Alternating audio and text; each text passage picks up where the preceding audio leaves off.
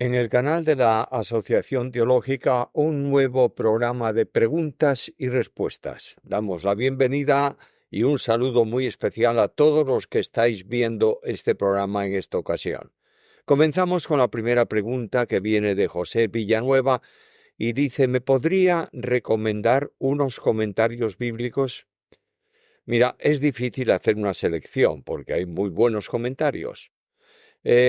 Comentarios más de tipo devocional: Matthew Henry, de Editorial CLIE; el comentario bíblico MacArthur, muy extenso y profundo; y el comentario más extenso de todo el Nuevo Testamento al texto griego, de Editorial CLIE, en 19 volúmenes, que es el que yo escribí. Hay otros más, pero destacaría estos. José Villanueva: ¿qué es la piedad de la que habla Pablo en 1 Timoteo 6:6? ¿Es la misma que se habla en sus otros escritos? Esta palabra, concretamente en este lugar, aparece pocas veces en el Nuevo Testamento y no es la misma que se traduce por piedad en otros lugares. El sustantivo que está en este versículo aparece 4 veces en Hechos y solo se utiliza en las cartas pastorales y también en la segunda de Pedro. La palabra está vinculada con hacer la voluntad de Dios, de otro modo, expresar las virtudes cristianas. Josemi Estefanía Alcocer González: ¿qué piensa del calvinismo y arminianismo? Yo veo aciertos en ambas partes y errores en ambas partes. Segunda pregunta: ¿hubo algún aspecto en teología en la cual no logró ponerse de acuerdo con el amado doctor Francisco? Mira, no voy a responder a lo que pienso sobre posiciones teológicas, porque lo único que me interesa es la posición bíblica.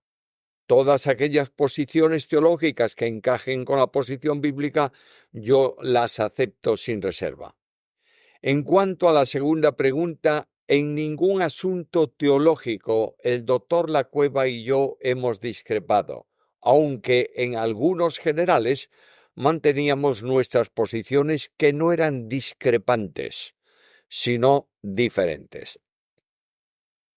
Pastor Ramón de la Cruz: creo que todo lo que sea verdad viene de Dios, aunque lo diga alguien que no le sirva a Dios. En ese sentido, me he interesado por encontrar en la Biblia citas de frases y verdades dichas por poetas, filósofos, etc., pero que han recibido el sello de la inspiración divina. Por ejemplo, creo, si no me equivoco, que la llamada regla de oro, que fue dicha por Confucio en el siglo V a.C., mucho antes de que Cristo la pronunciara, él dijo: no hagas a los demás lo que no quieres que te hagan a ti. En Lucas 6:31, Jesús expresa la misma idea.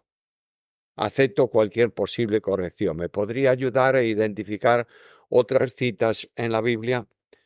Mira, no busques en la Biblia citas de pecadores perdidos, sino únicamente la palabra de Dios. En modo alguno Jesús tomó algo de Confucio, sino que lo recibió del Padre y lo estableció él en una dimensión enormemente mayor que Confucio. Cristo no dijo nunca la frase que tú mencionas y que efectivamente es de Confucio. Cristo no dijo: no hagas a los demás lo que no quieras que te hagan a ti. Todo lo contrario. Cristo fue más intenso y dijo: haz a los demás lo que quieras para ti mismo. Confucio dijo: no le hagas daño a nadie si no quieres que te lo haga. Cristo dijo: hazle favor, atención, cuida de aquellos que no quieren nada contigo y hazle a ellos lo que quieres que otros te hagan a ti.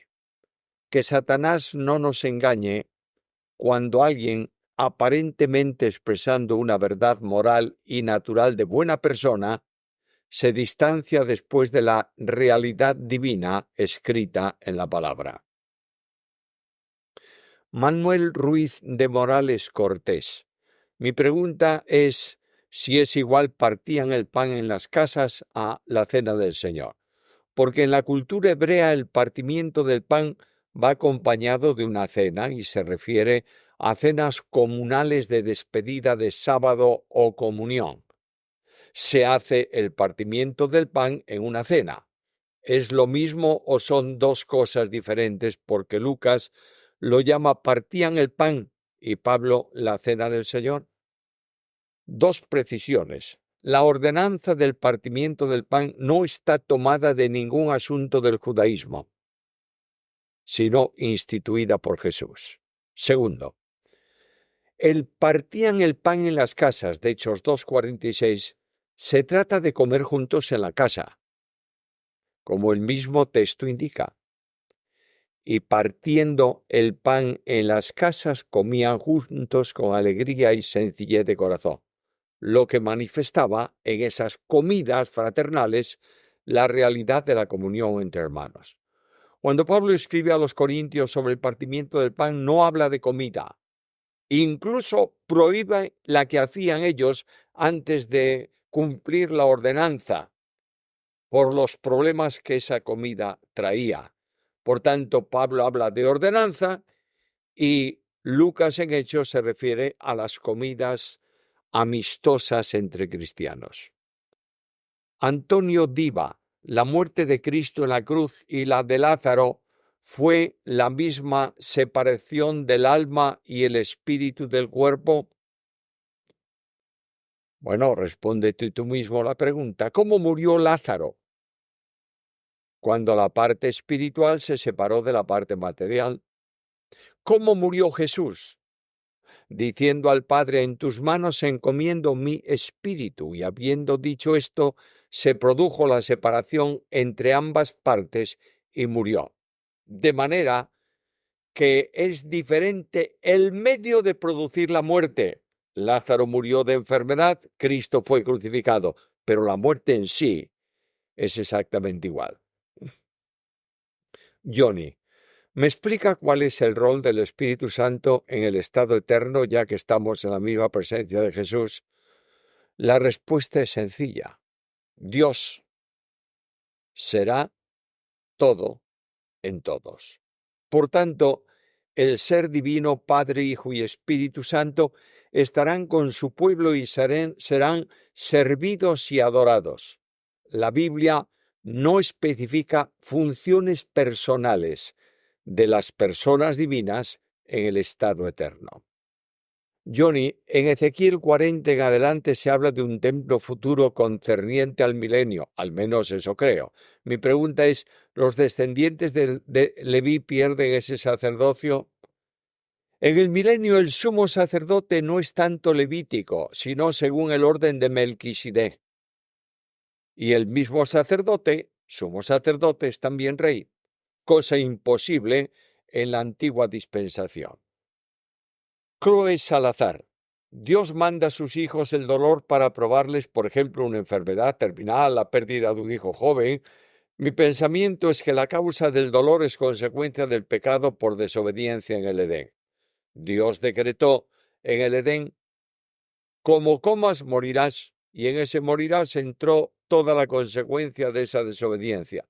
Que Dios sepa todo, no creo que Él lo mande, pero que Él permite el dolor no es que lo mande. Estoy equivocado y Dios da la orden de dolor. Estoy oyendo mucho que Dios es soberano y creo que meter la soberanía de Dios en todo esto es un error doctrinal. Uno de ellos es este que le he expuesto. ¿Estoy confundido?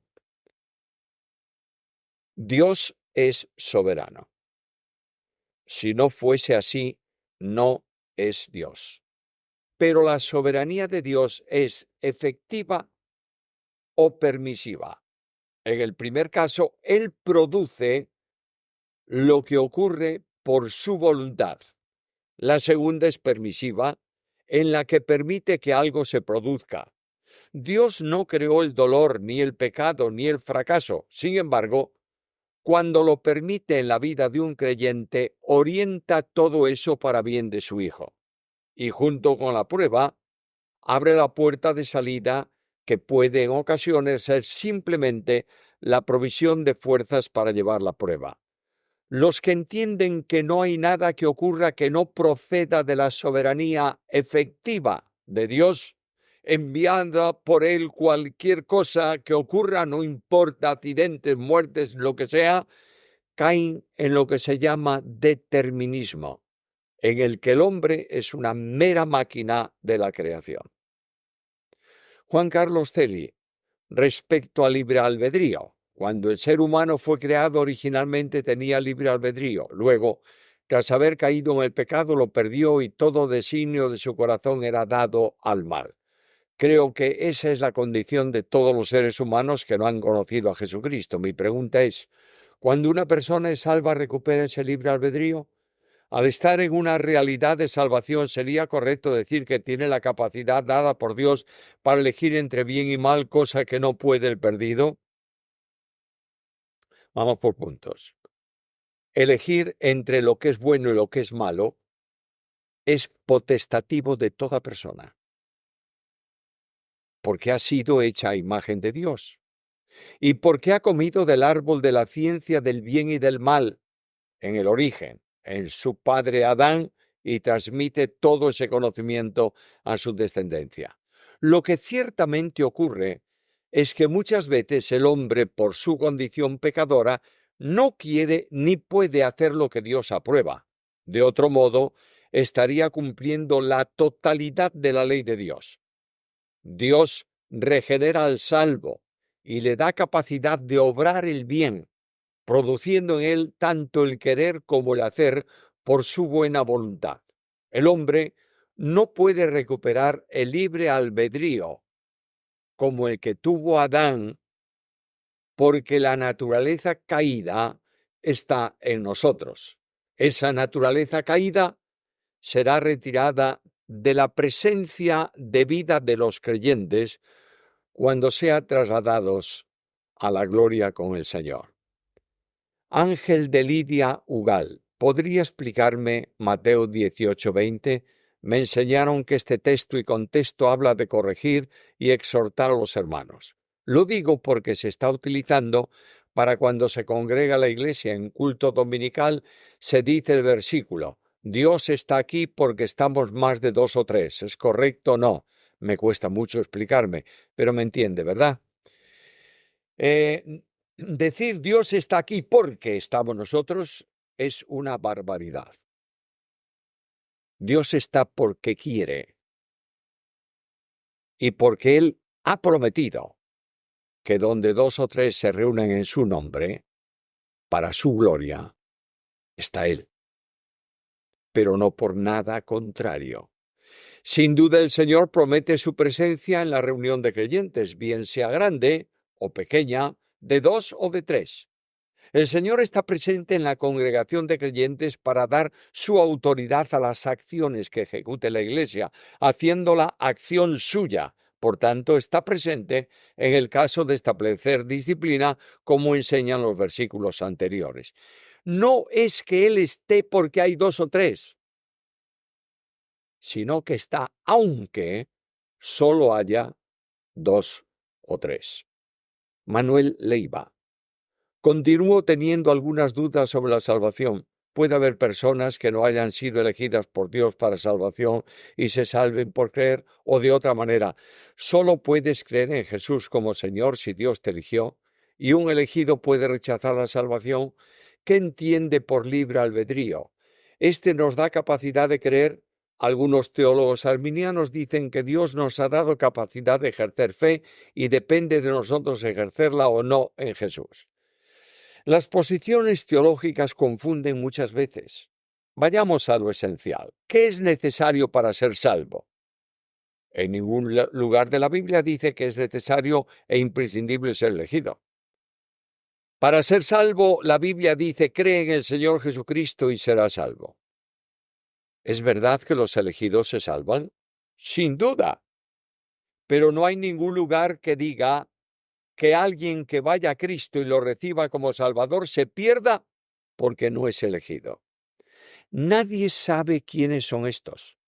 De manera que las preguntas que se formulan tienen una respuesta sencilla. Todo aquel que cree en Jesús es salvo y punto final.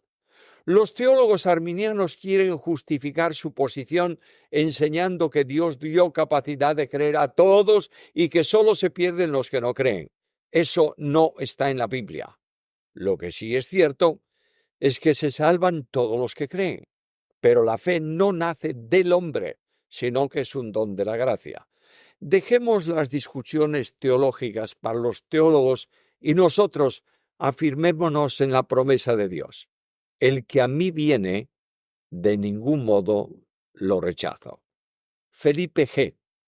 Por favor, le pido que ponga en oración la respuesta de Dios, aunque Él es el sí y el amén a la pregunta de si usted debería editar esa Biblia comentada que tiene, escondida, para beneficio de su pueblo, especialmente para mí en particular. Sé de cierto que sería una gran bendición añadida de Dios para todo aquel que necesita entender mejor la palabra de Dios de una manera exegética y mucho menos aprovechada de una manera aplicativa. Mi deseo es que se haga. Mi pregunta es, ¿la hará? Gracias por todo cuanto hacen y esfuerzan en el Señor usted y el equipo. Que Dios añada su bendición. Mi estimado hermano, no puedo decir si la haré o no, porque ahora estoy ocupado con la sistemática y esta me ocupa todo el tiempo que tengo. Terminada esta, el Señor dirá a su siervo que soy yo, qué es lo que Él quiere que yo haga. Rubén Delicias de Valladolid, acerca de Hebreos 12:15. Cuando habla de las raíces de amargura, yo entiendo que se refiere a pecado. Por ejemplo, rencor, falta de perdón y otros muchos que ya menciona a Esaú y otros pecados no dignos de mencionar. Pero le pido que aclare, porque muchos predicadores lo llevan a la depresión y problemas que amargan, confundiendo al pueblo hasta engendrar acusación por una depresión, etc. Así dice el texto. Mirad bien, no sea que alguno deje de alcanzar la gracia de Dios, que brotando alguna raíz de amargura os estorbe y por ella muchos sean contaminados. Lo primero que se aprecia es el apremio a la vigilancia personal. Mirad bien, estad muy atentos. En segundo lugar, la falta de atención puede causar que no se alcance la gracia, no en el sentido de perder la salvación, sino en el de vivir bajo un sistema legalista, que es el entorno textual del libro, con principios propios del judaísmo que desvincula necesariamente al que lo sigue de la gracia. En tercer lugar, está la aparición de la raíz de amargura. Eso está ya en el Antiguo Testamento, donde se lee, no sea que haya en medio de vosotros raíz que produzca hiel y ajenjo. Deuteronomio 29:18. Es la situación para quienes dejan la verdad para seguir otros sistemas. La pérdida del gozo, que se transforma en experiencia de amargura, es el resultado de dejar a un lado la gracia, es decir, la vida en dependencia y bajo control del espíritu. Eso no supone algo como castigo. Es decir, no está hablando ahí que la amargura viene por la depresión y que la depresión viene siempre por algún pecado. Eso no es verdad, ni bíblica ni científicamente. La pérdida del gozo abundante en la vida se produce cuando dejando la gracia quiere seguir la ley. J. Durzagasti. Le presento un caso para que me dé su opinión. Existe una pareja que vive en concubinato. Uno de ellos se convierte y el otro no. Ambos continúan con la relación familiar y la parte creyente quiere avanzar en su relación con Dios, participar de la cena del Señor, servir activamente en la iglesia, entiende que previamente tiene que regularizar su situación familiar y que debe casarse, pero la parte no creyente no desea casarse, aunque sí continuar con la familia. La consulta es, ¿se puede negar el participar de la cena del Señor por no estar legalmente casado, aunque eso no dependa del creyente? ¿Se le puede negar el servicio activo en la iglesia por su condición? En caso de poder participar y servir, ¿se le pueden poner límites a su condición? Es una pregunta eclesial. Por tanto, yo no voy a responderla más que dar unas sugerencias. Pablo enseña claramente, cada uno en el estado en que fue llamado, así permanezca para con Dios. Indudablemente hay un componente de obediencia por parte del creyente en regularizar una situación no regular, valga la redundancia, como es la de vivir unidos, pero no legitimar la unión matrimonialmente ante las leyes. Eso no es exigencia cristiana, pero es la forma legal para contraer un matrimonio en el testimonio ante la sociedad. El creyente en este caso debe procurar la solución del problema.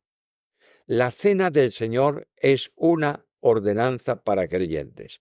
Las otras cuestiones tienen que ser decididas por los líderes de la Iglesia que conocen la situación personalmente y estarán interviniendo en este problema. A ellos remito la respuesta a tu pregunta. Llegamos ya al final del programa. Gracias por vuestra presencia.